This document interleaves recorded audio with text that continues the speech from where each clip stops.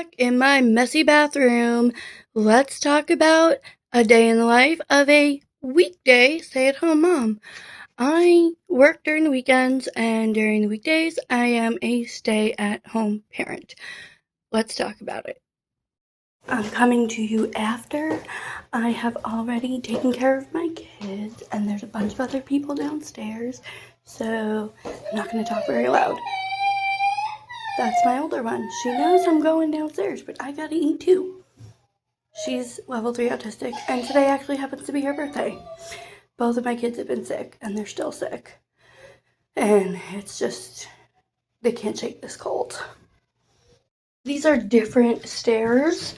I went down the stairs from where we are up in the top floor of the house to the main floor.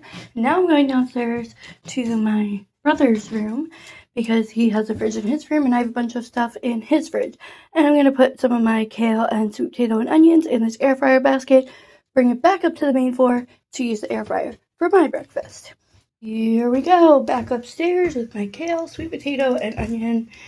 And I'm going to put this in the air fryer. Drinking water while I wait. I've cracked 2 eggs into this after cooking for about 10 minutes. Now I'm going to add a little bit of turkey bacon and shred some Swiss cheese off the block. And now here we are in my bedroom.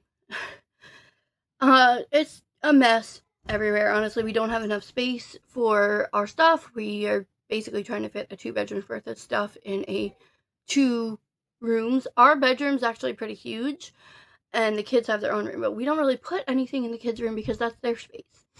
And right now, we are in my mom's house.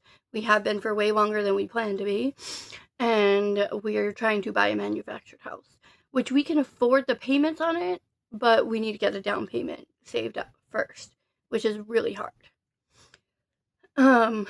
So during the week, I am home with the kids. I homeschool them. My oldest is 8 years old today. It's her birthday.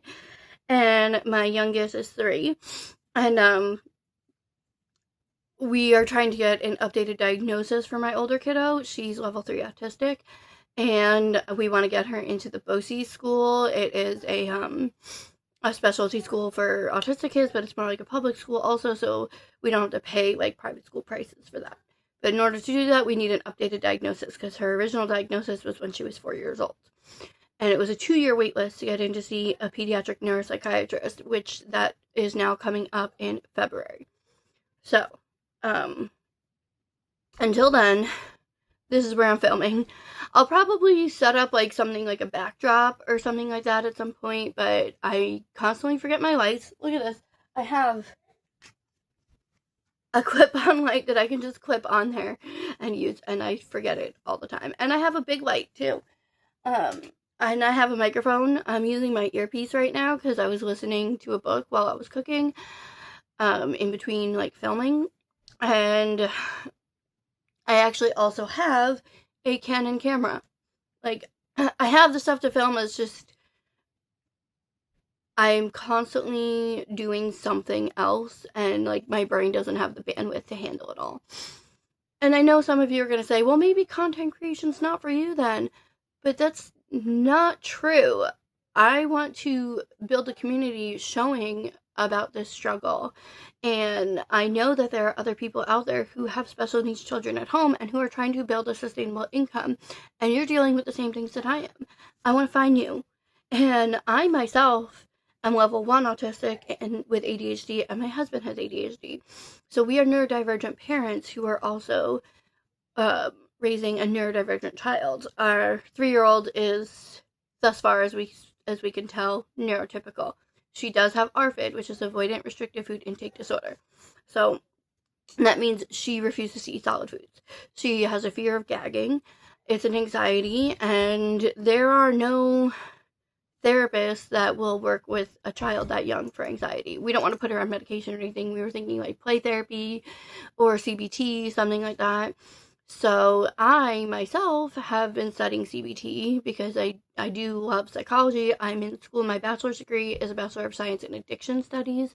But that's also because I get my KSAC-T with that, and I get 2,000 hours towards the 6,000 hour clinical requirement.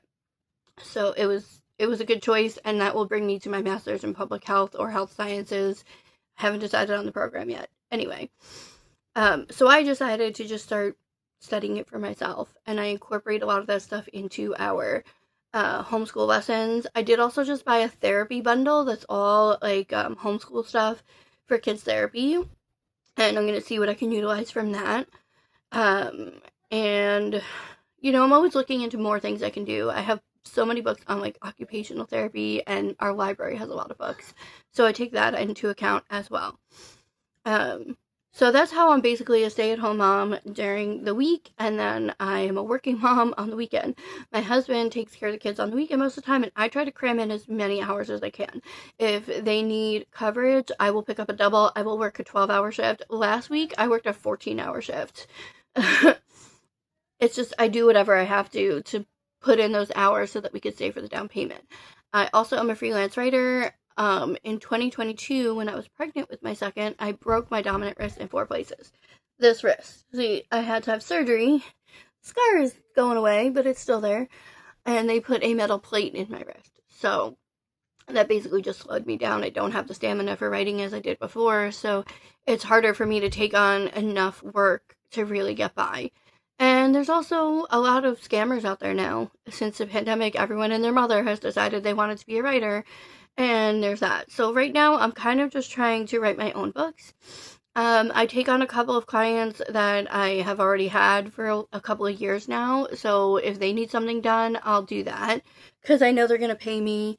And, you know, if they need it, I know their voice. I know how that works. So it's easy for me to ghostwrite for them.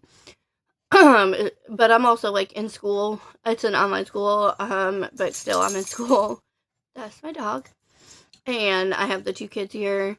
My youngest with ARFID, like, I have to do her feeding therapy at home, and we also have to pay, like, it costs us, like, almost $350 a month for all of her nutritional shakes that keep her alive. And, like, insurance doesn't pay for that because, she's not under the 2nd percentile. So all the work I did to get her to eat more and gain weight backfired. But I wasn't going to let my kids starve, you know. So,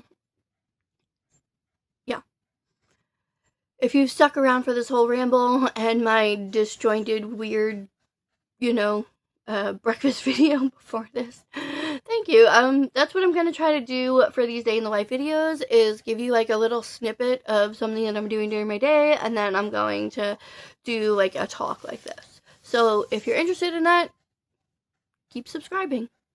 Thank you for everyone who already has. Have a great Monday.